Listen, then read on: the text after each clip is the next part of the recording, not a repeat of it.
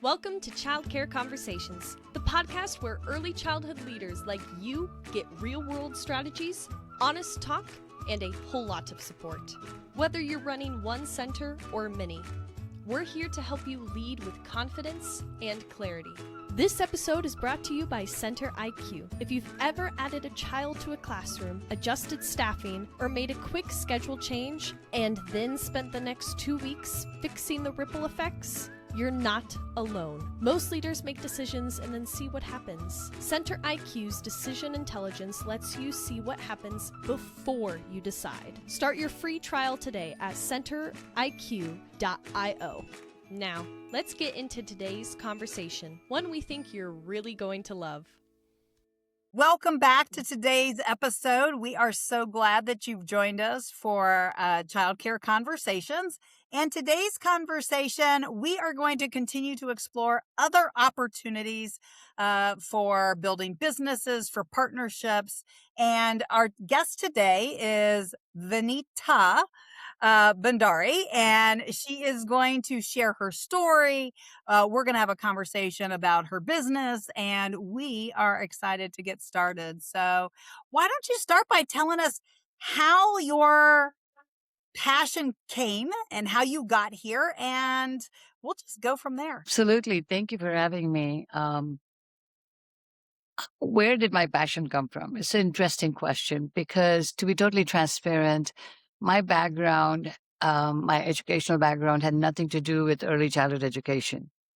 And it came from my personal experience, which is 23 years back, my daughter, who was 2.5, 3 years old approximately, she was diagnosed with type 1 diabetes. And that was very traumatizing experience for myself and the family. I was working as a consultant with a company called Murdoch and Associates. Prior to that, I had worked with Sun Micro, Lamb Research, and the likes, doing a lot of financial and marketing type of work. And I had to quit my job to take care of my daughter because the school that she was going to denied her the care that she deserved, which was, she needed insulin shots on a routine basis and so on and so forth. So me and my husband decided that I'll stay home with her. And a few months into that, I realized that it wasn't good for my child or my daughter to be just around me. Of course, mom and daughter are great time together and stuff, but she needed more socialization and children of her own age. And I needed more stimulation because I had worked since I was 17 years of age. So given all of that. Wait. You wanted to have a conversation with somebody who could actually conjugate verbs? You got it. You got it. Okay. I just want to clarify that you wanted to be able to have a real conversation. You were right on that. So, anyways, and that's when I said that, what can I do that I can be with my daughter? And that's when the thought came about opening a preschool. I reflected back on the preschool she went to, and there was long TV times and long outside play and such. And I was like, I want to provide an academic environment, not to force children into education at that early age, but the exposure is important. I think everything is important. Outside play is important. Free play is important.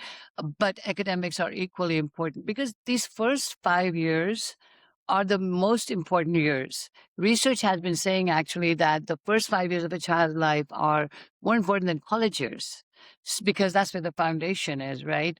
And that's when the neurons are developing and such. So I figured I want to open a preschool that would be focused on all aspects of a child's growth and development. And so that's when I decided to come up with a curriculum. And me personally, I had been given a lot of exposure to performing arts as I was growing up. I did lots of Shakespeare plays and such when I was in high school. And when my children were born, my son went to a school that was very good in academics as well as had performing arts exposure. And I had always concluded that performing arts definitely gives the confidence that a child needs, that a grown adult needs. We all know, like 98%, I believe, have stage fright, right? So how do we overcome that? And how does a child grow and, carry on the life journey with feeling so strong and confident about themselves. That to me was very important. And I'd seen that happen to my son and others around me.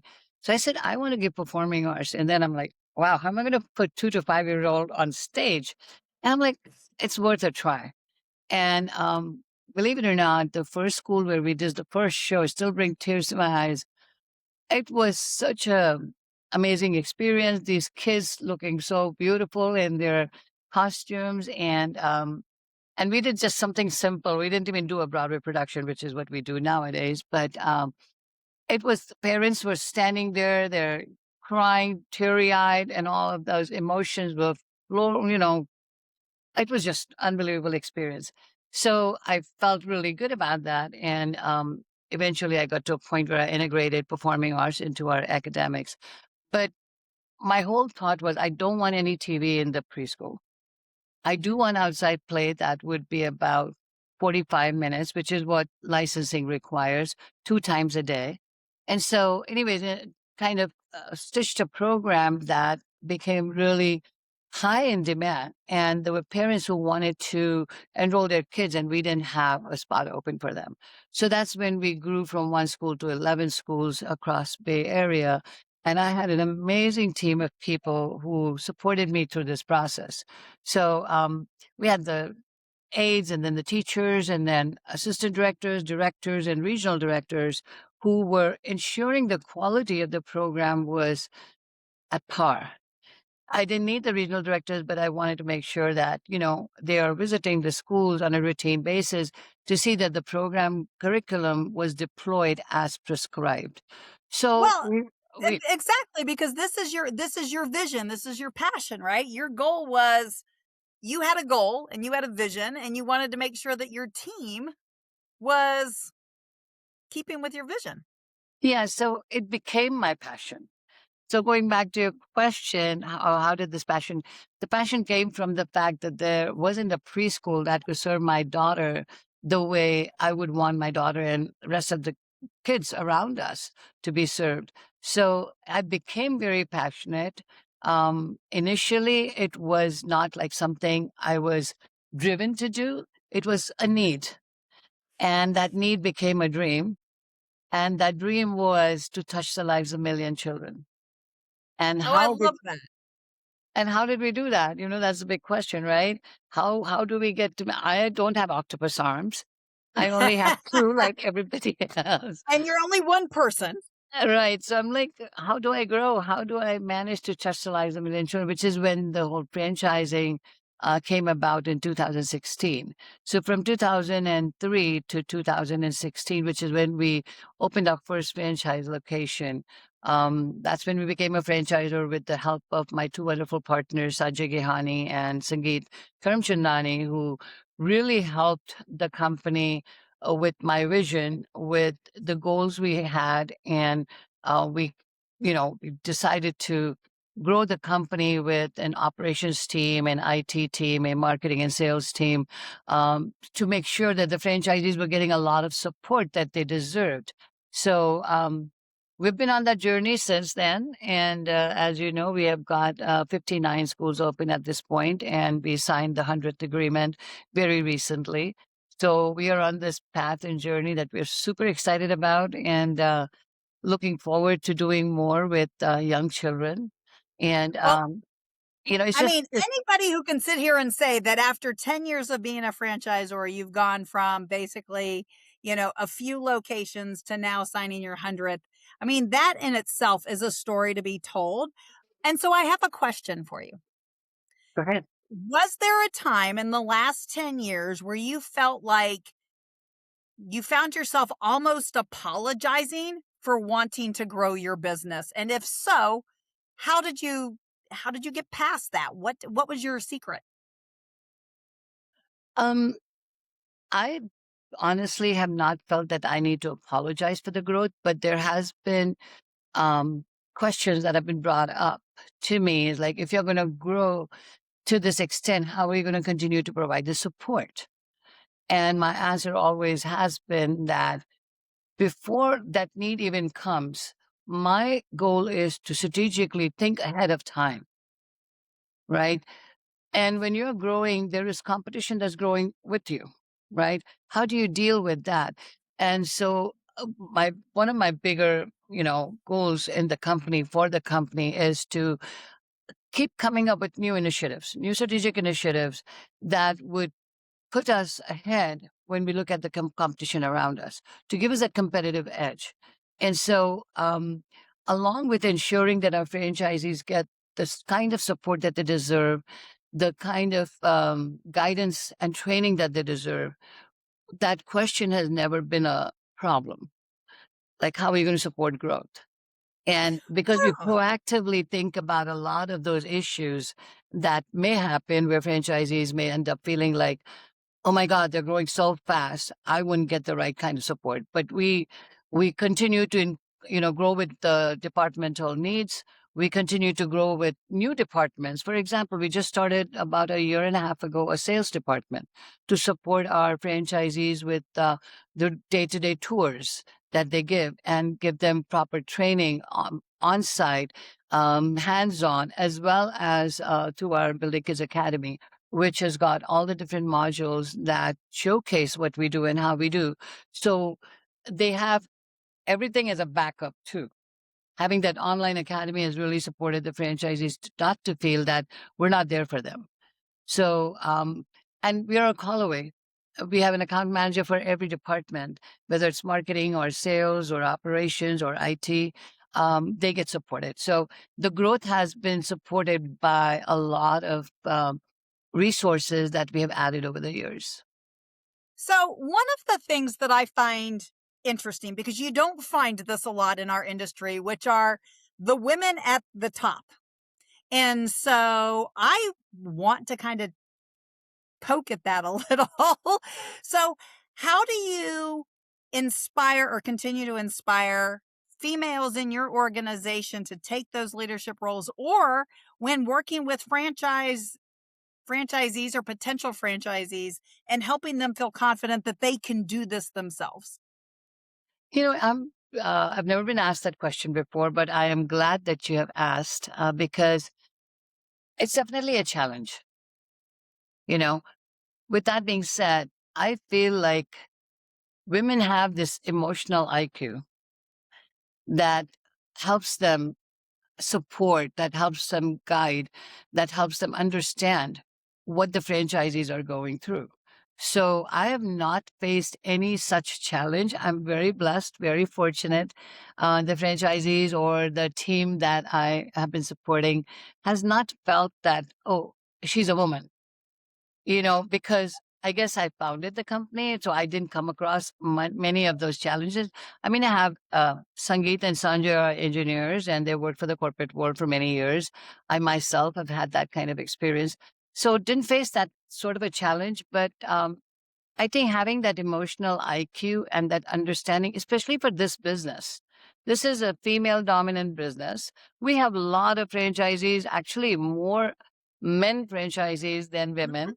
But Well, and that's what I'm noticing, and so that's why I was curious, because how can we help more of the women continue to be franchisees? Like, how can we help them inspire them to go, I can do this, and she's going to help me do it. yeah, I think the biggest challenge there is women in this industry. Unfortunately, people or women that have been part of early childhood, which is teaching and Mhm. being a director, is difficult for them because it does require some sort of financial, bandwidth. And if their husbands are supporting, then it's a different thing, or they have family wealth. Because as a career, as a teacher, you don't make that sort of, we all know that, this Right. industry or even high school teachers, they're not making that sort of money. Whereas men or women, even who have been in IT or doctors, because we have doctors, we have attorneys, we have architects in the system. And given that sort of background of people who have accumulated wealth or have had the funds to be able to do so, um, are more interested because they have the means for it. But the teaching, we did have a lot of directors that were part of Building Kids that bought our franchisee. So then they have become franchisees. And then there are other women who have come from other walks of life who have been, marketeers or engineers. So we have those type of women who have come into our space. It's just unfortunate that the teachers and the directors currently in the system have not been able to, and we try to encourage them. We have got a few that decided to do that, but that's the challenge that we face. Yeah, I mean, I think one of the things that's interesting in our industry, and it's not just our industry, it's a lot of the carrying industries, that the leadership ends up looking more male, but all of the day-to-day operations looks more female. And so always get inspired when I get an opportunity to have a conversation with a female who absolutely has taken that authority component without any apologizing, without saying, without feeling like they needed to apologize or explain how they got there. So hopefully you realize that you really are an inspiration to an awful lot of probably your female franchisees, and hopefully folks who are listening to this episode will be intrigued and go, well, I thought about a franchise, but I hadn't thought about looking at the leadership role. So that to me was actually one of the things that really got me excited about having this conversation, was having more conversations with the female franchisors, the ones who are setting the bar, who are leading our industry, and showing that the other women in the industry or other parallel industries, or like you said, coming into our industry from another industry and realize that they can actually own, operate, not just one location, but maybe multiple locations. Yeah, So, so I see men doing this more for investment purposes, mhm. but women doing this more for passion. And that's the part that, I get very encouraged by both aspects. Like people look at it as an investment as well as something that they want to do that is going to make a difference in the society, that's going to impact the children and the future of our country. So to me, that is very empowering and very encouraging to continue going on this journey and, seeing the success of these young children. I do get calls every now and then from parents whose kids went to our school and, they are now adults. And some of them gone and performing arts. And it's just so, fulfilling, heartwarming. Oh, I love that. So I'm sure with all of the children you've encountered, the women who you've inspired to become franchisors or just leaders within your organization, you probably have a story that just kind of resonates. Do you want to share that story? Of some of the other women who have joined. Yes. I'm sure there's at least one. There probably are several. And you don't have to give their names. You could just share the story of somebody who you're like, yeah, I'm glad I was here for that person. Sure. The most favorite story or that warms up my heart every time I think about it is of um, twins that used to work at one of our locations. And they were about 18 years old at the time when I brought them on. And they started as aides. They did not have any educational background at the time, could not speak English, and but they were very hardworking, super hardworking, great individuals, great gals, and they grew from being an aide to a teacher. They learned English, and then I advised them to go get college degree. They both went to college. They got their bachelor's in early childhood education. They became directors and they continued to grow with the company. And it was amazing to see them flourish and be so excited about what they were doing. They really loved helping children. I could see that. Academics was very important to them. Playing was very important to them. Making sure the child was catered to the way they wanted to grow, the way they wanted to learn. So customized approach was very important. Anyways, they did really well. And at some point when I was growing from 1 to 11 schools, I actually requested them to be my partners. And they were super excited and they became my partners. And when we became a franchisor, I actually asked them if they wanted to be a franchisee rather than being a partner. And of course, they were super excited. They were getting almost full ownership. And they went from that one franchise location to 7 locations. And they are making great money. Great I money love to this. something they could never imagine coming from, from Guatemala and doing so well. And I'm extremely proud of them and so happy for them. So happy for them. That is like the best story. Thank you for wrapping us up with that story, because that is a perfect example of what women can do by empowering other women. It's exactly what we want more women in our industry to do. And what a perfect case study for you as a women leading other women, opening up your heart, your vision. And yeah, nobody likes to have a child who didn't fit someplace. And it sounds like your program is just a beautiful program for people who are considering having their own business, and want to do it without having to figure out their own bumps, right? Like, that's the beautiful thing about having a franchise, is somebody else got to figure out all the bumps and bruises, and you get to give them here's the cleaner version of what I would do now versus maybe what I did when I started. Yeah. So thank you so much for sharing your story. If you've listened to today's episode and you want to know more, all of the contact information to find out about the franchises, to read about articles that Vineeta has written and has been a part of, are all in our show notes. So we'd love for you to connect with her team and find out more on how this can be something that might help you be that next case study of going from a teacher to franchisee. And, maybe you've got 7 locations in your future. So thank you so much. And we can't wait to talk to you in a few days. Thank you. Thanks for tuning in. We love bringing you real talk and fresh insight from the world of early childhood education. Be sure to follow us on social media to stay connected and catch all of the latest episodes. And if you're planning a conference, training, or special event, Kate and Carrie would love to speak to your audience. You can learn more about their keynote sessions and workshops at kateandcarrie.com. If you learned something today, share the show and leave us a review below. We'll see you next time on Childcare Conversations.